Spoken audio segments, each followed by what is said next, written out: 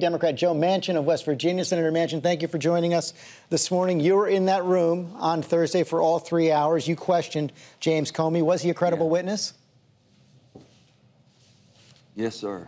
Yes, sir. He did a good job, and I think everyone there, Democrats and Republicans alike, thought he did a good job, and he was forthcoming. He offered to come to the committee not only in an open session, he came to a closed session also, George, and that was pretty special because when you heard him say, "I'm sorry, I can't answer that," and speak about that in this setting, that was of a higher classified, and we went into a classified hearing afterwards. He answered everybody's questions, so we're very appreciative of that. Do you agree with this conclusion that the president has reached, that there was no evidence of collusion? You know, we haven't seen any of that whatsoever, George. We've been looking and showing everything that they possibly have.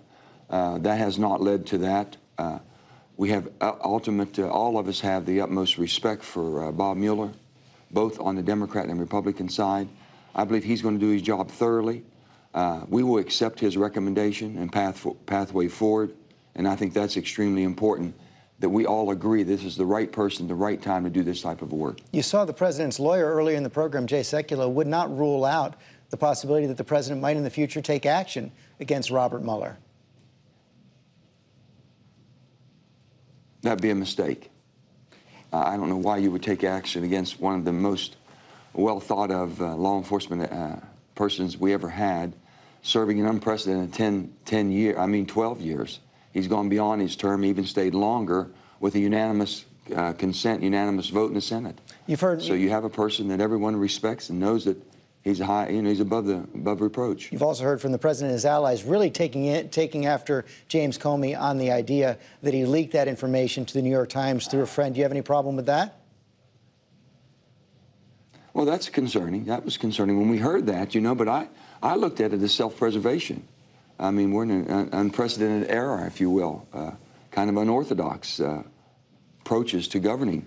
And with that, it looks like that he took whatever action he thought for self-preservation, and we'll see if that rises to a level of greater concern or of any type of action needs to be taken. And I think Bob Mueller will do an open, fair, and honest job on that also. Your committee also had a hearing this week with the Director of National Intelligence, Dan Coats, the head of the NSA, General Mike Rogers, and they were questioned about this report in the Washington Post. I want to put it up on the screen right now, where it said Trump sought aid in pressuring FBI, asked officials to intervene with Comey. Here's the quote from the first graph. The nation's top intelligence officials told associates in March that President Trump asked him if he could intervene with then FBI Director James Comey to get the Bureau to back off its focus on former National Security Advisor Michael Flynn and its Russia probe, according to officials. When you all questioned Director Coats about that, he refused to answer the questions. You said that brought him to the brink of contempt. Are you confident that he will answer those questions in closed hearings? And if the report in the Washington Post is correct, what does that tell you?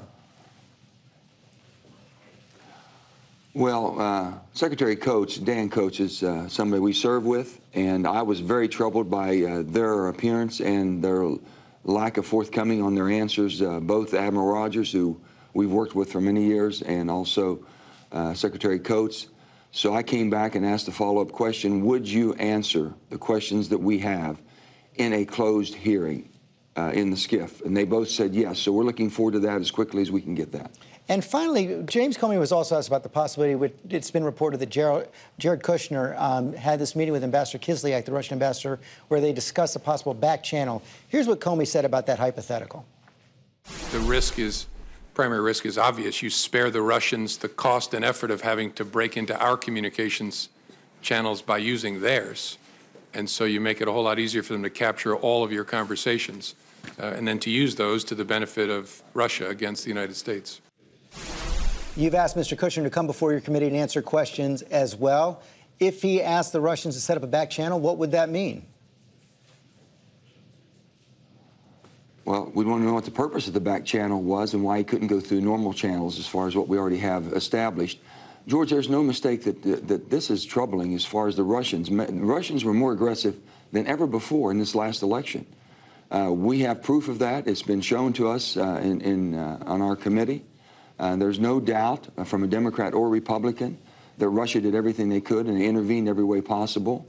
And their ability to continue to do so, and maybe not just in the United States elections, but all around the world, to disrupt democracies wherever they see them, and people lose confidence and faith in their government and the elected process and the legitimacy.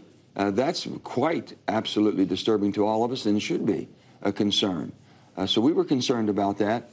The president wasn't, it showed that either he wasn't inquisitive enough or either he already knew what he knew and didn't have to hear any more, but they said that, you know, he did not inquire or go into detail inquiring exactly what the Russians had accomplished and what they were trying to accomplish.